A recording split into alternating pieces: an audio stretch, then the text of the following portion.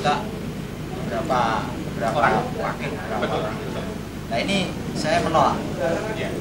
Terus terang saya menolak. Kita minta semuanya ketemu. Karena kalau beberapa orang tidak mewakili semua elemen yang ada. Jadi harus ketemu semuanya. Kalau enggak ya pengecut berarti. Oke, terima kasih. Jadi ini tambahan ya. Dari kami yang tidak akan, dan kita tidak akan berbuat pengecut ya. Jadi sekalipun kita harus antisipasi bahwa yang di hadapan kita, di depan kita, di tengah kita belum tentu semuanya seperti saya katakan tadi. Kita harus waspada juga, mungkin ada pihak-pihak yang di luar barisan kita. Ya.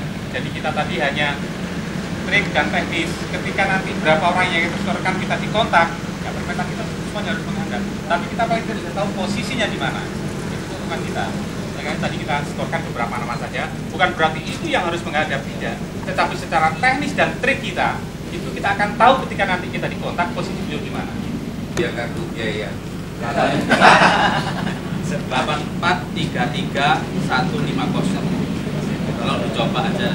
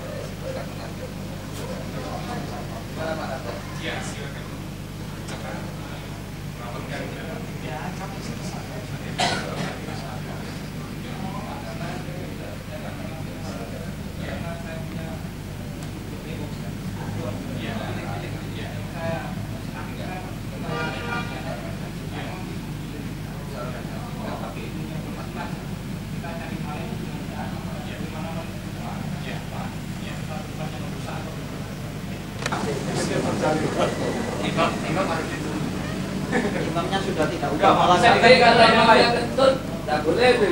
Ya, kontak lagi gimana? Sudah tidak mau lagi. Habis ini kontak lagi. Masih di coba lagi kontak. Baru kontak saja kontak kemarin.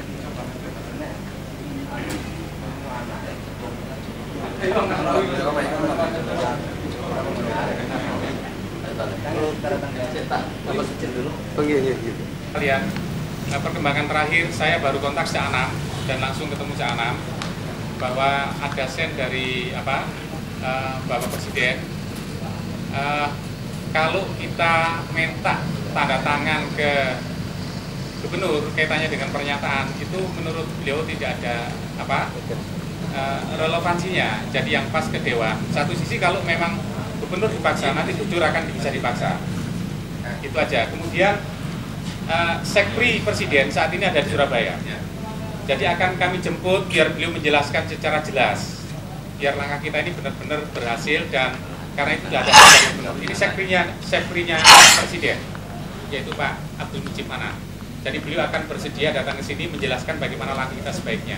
Yang jelas langkah kita ke Dewan Pusat tetap itu dengan ditandatangani Dewan.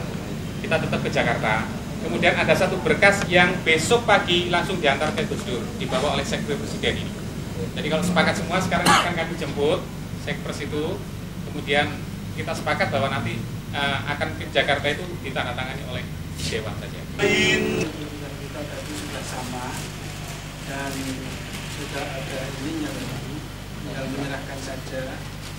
Cuma aspirasi kami yang kami tuntut pada Pak Gubernur dalam hal ini, terutama beliau itu merespon, bukan kok dalam arti kita harus memaksakan kehendak untuk beliau bertanda tangan, tetapi tidak.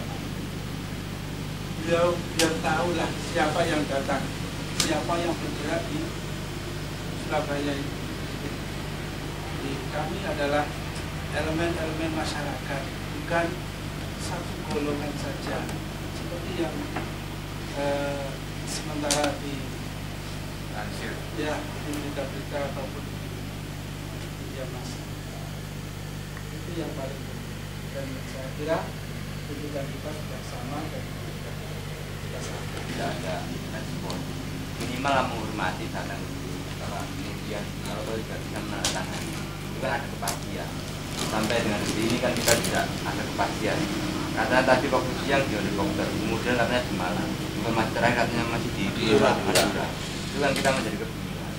Harapan kami itu kan maksimal beliaunya itu mau menandatangani pernyataan dan kemudian mengantarkan bersama-sama dengan pimpinan dewan delegasi kita di Jakarta. Karena apa? Yang kemarin itu teman-teman waktu demo yang habis Senin. Untuk ke depan kita akan dengan cara apa kita menekan itu? Terima kasih. Bapak dan saudara-saudara sekalian, saya teringat sekian tahun yang lalu umum seperti ini. Karena waktu itu saya juga di pembantu rektor 3 Yayasan Ampel yang notabene banyak bergaul dengan kehidupan mahasiswa. Jadi sebetulnya sudah ada apalah dengan kegiatan-kegiatan semacam ini. Tadi saya diajak ke telepon oleh Pak Harto, katanya ada beberapa poin yang menjadi tuntutan elemen masyarakat. Jadi ini bukan satu kelompok, elemen ya. Di antara tuntutan ini, kalau saya perhatikan itu ada tuntutan yang memang perlu mendapat dukungan penuh oleh elemen, terutama tuntutan yang kelima ini. Mendesak supaya Gus Dur segera melaksanakan reformasi. Ini saya kira ya sangat terkait sekali dengan elemen yang sekarang ini hadir. Oleh karena itu, saya punya keinginan kalau poin yang kelima itu dipisahkan.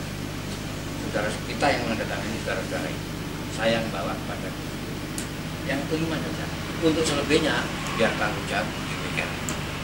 Coba saudara perhatikan kelima ini mendesak supaya Gus Dur segera melaksanakan reformasi. Saya yang akan bawa langsung pada beliau dengan tanda tangan seluruh elemen yang ada ini. Saya kira akan lebih mantap ketimbang tanda tangan cuma oleh DPR.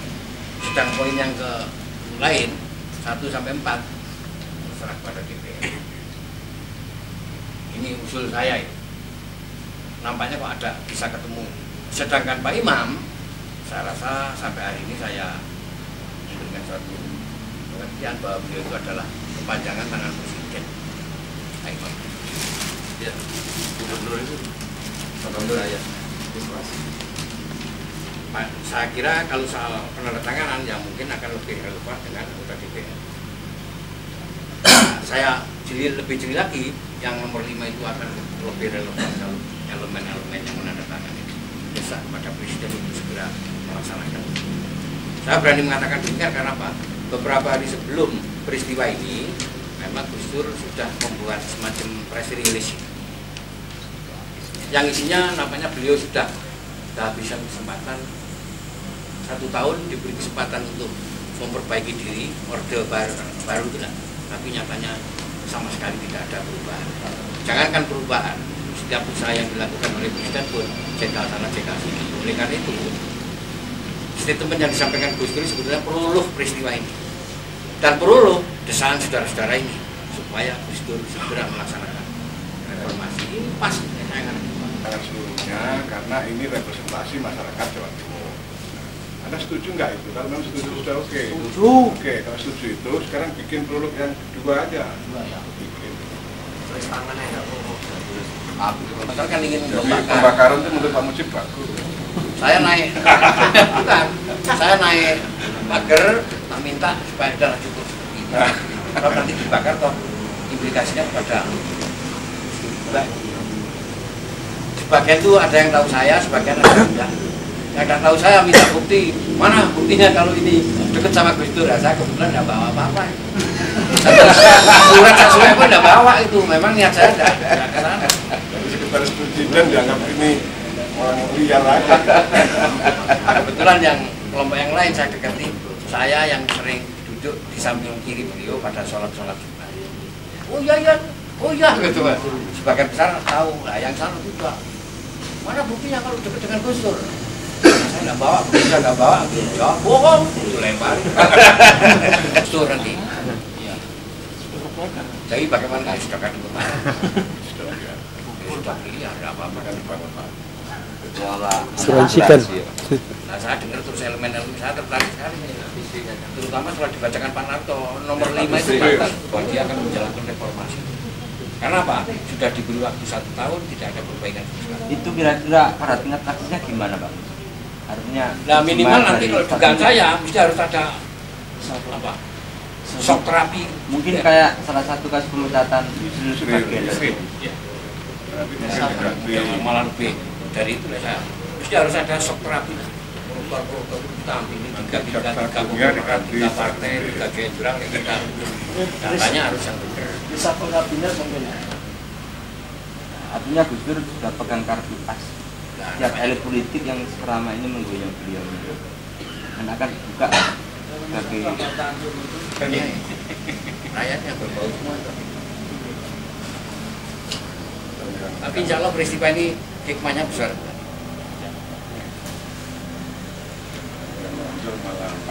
Karena statementnya sedang istimewa dipercepat, kan nambah marah tuh. Iya, iya. Itu supaya dihentikan. ya Mas ya. Kalau secara konstitusional beliau itu prosesnya iya. Caranya gimana? DPR bubar, MPR bubar, saya turun. Pemilu sekarang. Berani. Pemilu sekarang, saya carikan duit dari Saudi, tak utangan.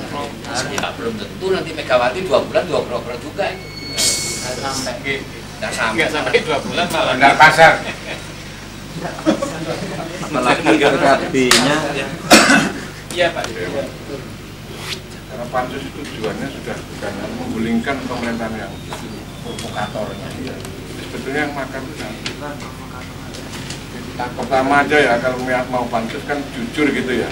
Dana non budgeter Bulog yang 2,7 triliun kan ya ikut mau diusulkan. Terus jam sostek, terus lagi makro, LBI, itu kan semua harus dipansuskan. Tapi kan di voting, KKM di voting kan jauh lucu.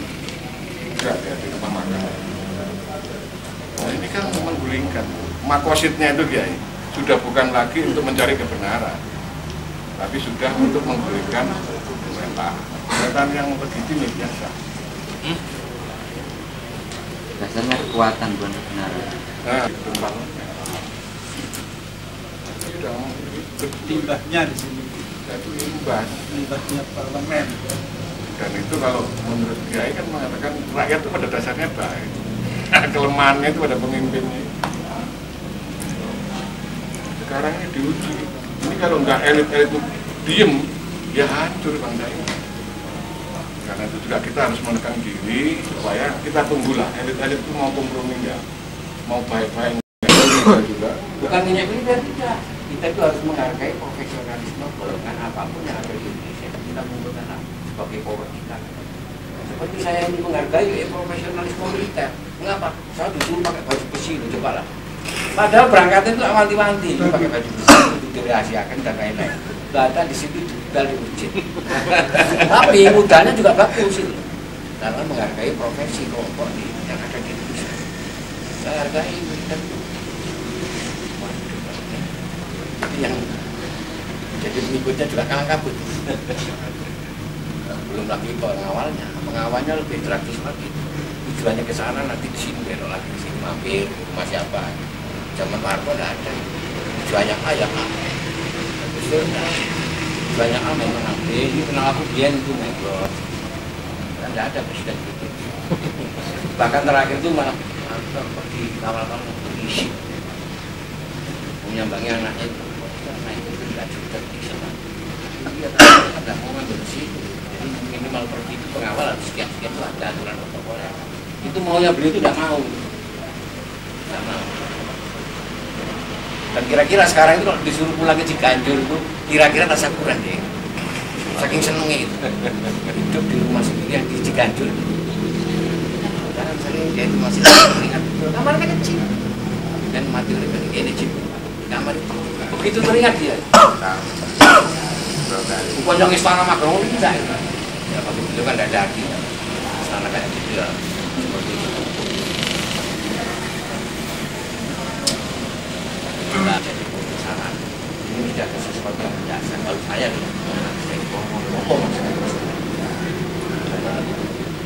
jadi lebih jauh kalau sampai terjadi kebesaran mungkin menurut beliau paling tidak dia mengerti bahagia dalam mengembangkan demokrasi. Bukan saya saja.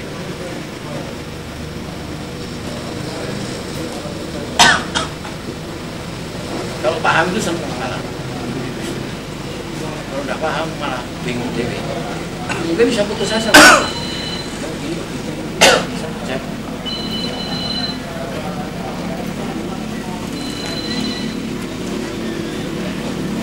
Itu kasus koron. Mengapa kok ada yang besar-besar? Ya kan, yang kecil. Kasus koron ini kan persoalan kecil. Nah kalau kita teliti kan, ya memang melibatkan beberapa pejabat saja. Satu dua pejabat. Coba yang besar itu diangkat. Mengambil semua. Coba dengan yang mereka kuatnya di situ. Cokongnya di birokrat ini. Ketika lihat coba saja terkait dengan orang yang akan saya sendiri juga belum tahu persis gambaran apa sesudah peristiwa ini bahwa dia akan melaksanakan reformasi. Tapi yang jelas dugaan saya shock terapi mesti ada. Tahan kita kagak jelas. Nah, sekarang kita lihat kalau dimasukkan kejaksaan agung apa ditangani saya kan tidak, nanti jangan-jangan reformasi itu juga melanda kejaksaan macam-macam. Bisa terjadi. Reformasi tanpa kompromi, Pak. Nah, jadi bukan reformasi aja. Kalau reformasi kan sudah miliknya Habibie, Pak. Kabinet reformasi. Jadi karena itu reformasi tanpa kompromi. Reformasi tanpa kompromi atau reformasi total lah. Di kabinetnya nanti kabinet reformasi total.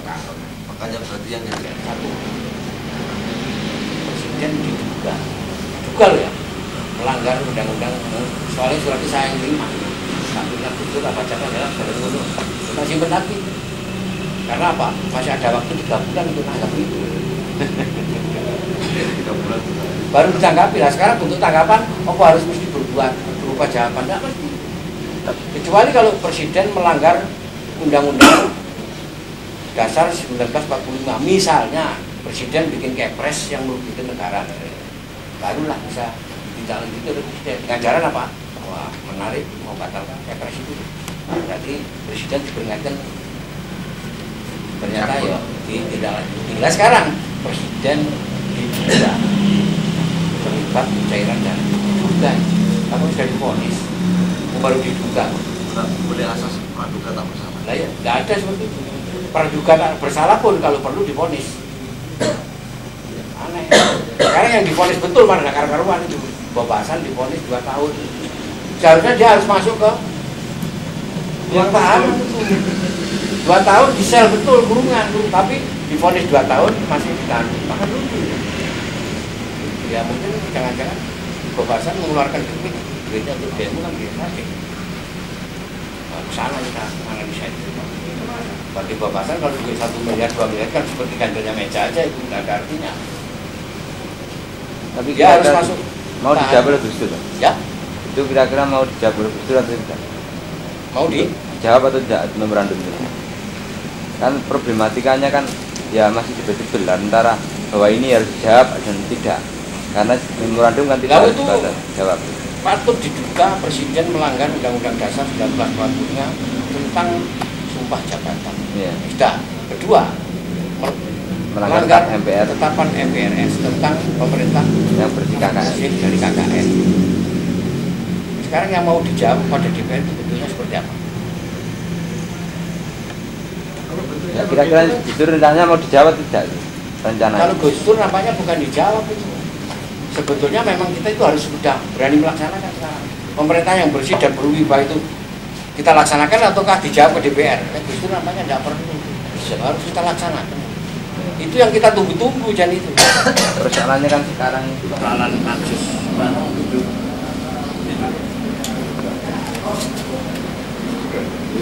Ini tidak rata tunggunya antara kolaborasi Pak Wiro mengamankan. Jadi kan pagi-pagi itu kan rencananya orang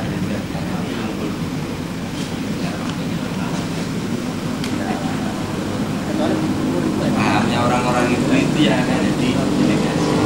Jadi yang jualan Pak Karta bermuji Haji kemarin tadi malam itu kan rencananya mereka kolak kan. Tadi itu sebetulnya memang selesai itu kalau dibakar. Artinya Dibarkan.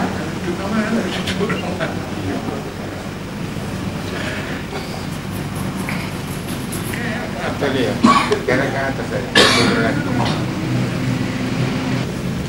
Ini akan terkendali lagi.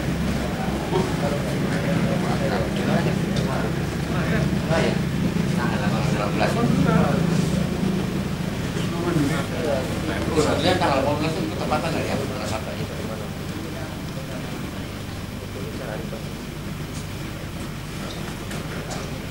18 hari Minggu. Ada data dari apa? Dari momen pakai itu.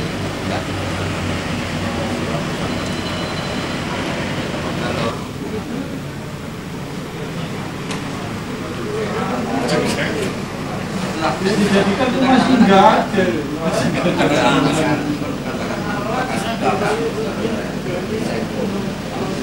Tapi mungkin ya perlu juga untuk operasi.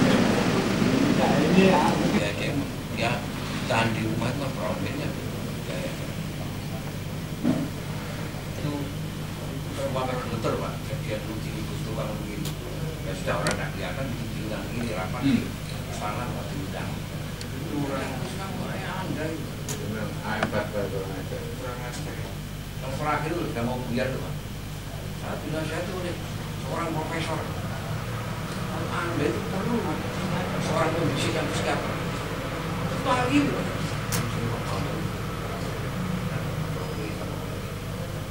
Saya tidak menuduh kalau presiden kita itu gila. Tapi nyatanya saudara perlu dapat pembisik yang besar. Tahu-tahu Gus Dur apa? Kalimat pun tidak ditanggapi. Dia dapat giliran Gus Dur itu. Mereka omongan itu. Ya, omongan apa ya? Dia cuma ngomong ya cuma kita berusaha untuk menyesuaikan dengan aturan yang kita. Udah, apa omongan itu Pak? Gus Dur bakal mau mati deh. Hebat baik.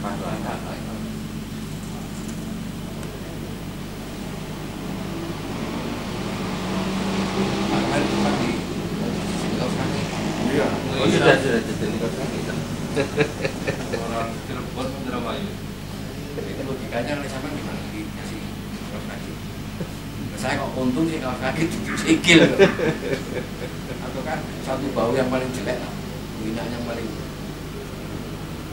Akhirnya kan ada yang baru. Tapi belanja seluruh luar negeri. Aturan sudah ada.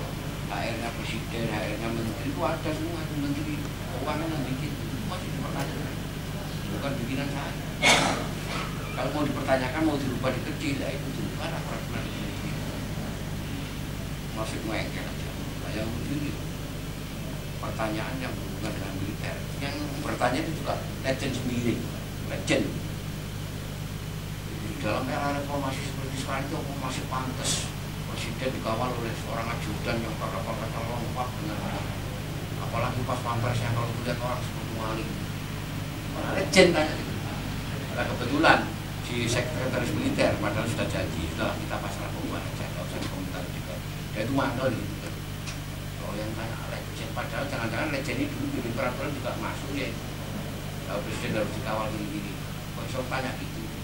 Nah, dia jawab emang kita mendidik militer kita bersiap juga dan siaga penuh. Dia bersikap di bukan begini, memang siaga penuh. Kita tidak mencetak pelawak. Kalau pelawak memang dicetak untuk mengetawakan orang. Lu aja mengurung mana-mana kasihan. Sudah sih sendiri. Kamu tak saudara kalau bisa kita benar. Ini sidang terhormat bukan bicara tentang pelawak. Begitu kan saya tersinggung kan. Wah, gitu. Nah, ini sudah sepakat lah. Kalau dipanggil DPR itu pasrah kok.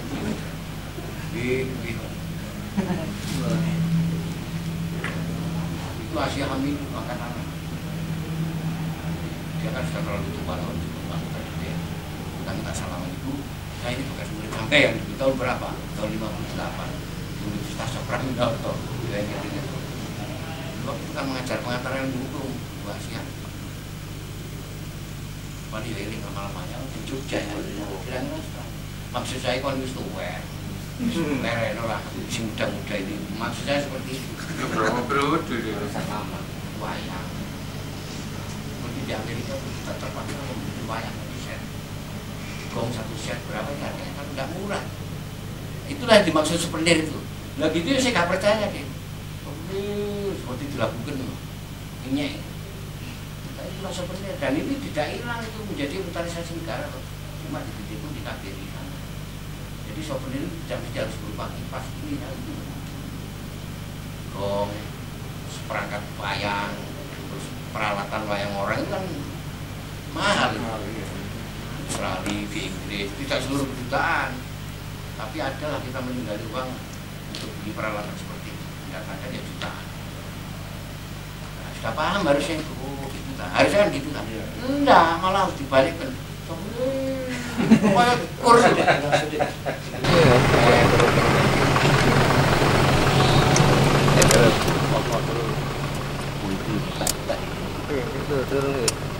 Udah ya? Nggak usah. Itu apa? Ini polis lain ini sudah. Tak boleh masuk kita, ada polisi lain. Pikir ambruk ya. Nggak mungkin ambruk toh, gedung.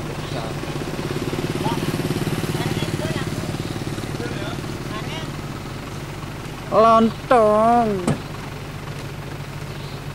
Mbak, nggak shopping, Mbak.